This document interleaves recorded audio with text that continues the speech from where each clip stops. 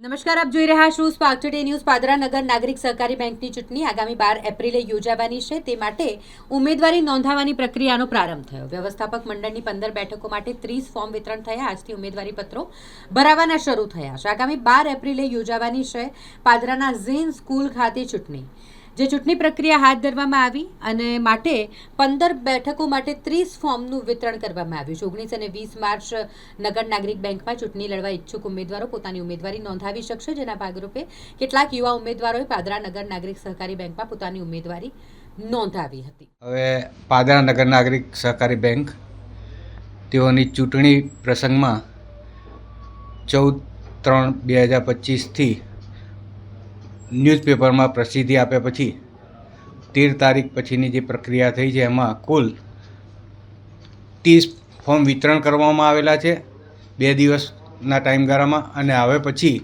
Form પરત લેવાની પ્રક્રિયા આજરોજ ચાલુ થઈ છે.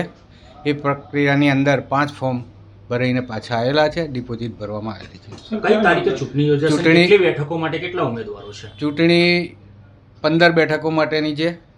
જે કમિટીની છે તે 15 ઉમેદવારો છે, અને ચૂંટણીની તારીખ 12/4/2026ના રોજ સવારના 8 વાગ્યાથી તે સાંજના 5 વાગ્યા સુધીના સમયમાં ચૂંટણી પ્રક્રિયા રહેશે.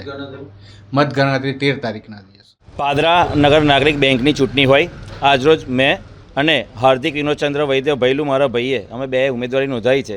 સાથે સાથે નિલેશભાઈ, એમના ધર્મપત્ની નિમિષાબેને અને પરિમલભાઈ પટેલે અમે 4 જણાએ આજે ઉમેદવારી નોંધાવી છે, અને અપક્ષ તરફી ઉમેદવારી આજે અમે નોંધાવી છે. વિકાસનામાં કોઈ જે બેંકોએ ખોટા કેસો કરેલા હોય એની અમને બહુ જાણ થઈ હતી, અને ગત ચૂંટણીમાં પણ અમે ઝંપલાવ્યું હતું, જેમાં સંજયભાઈ પટેલ વિજેતા થયા હતા અમારા ઉમેદવાર. અને આજે પણ અમે બેંકના વિકાસને લઈને અને બેંકમાં જે ખાતા બંધ પડી રહેલા છે અને આગળ જે એનો વિકાસ થાય એના માટે ખાસ તો અમારી એવી છે કે જે ખોટા કેસો ના થાય.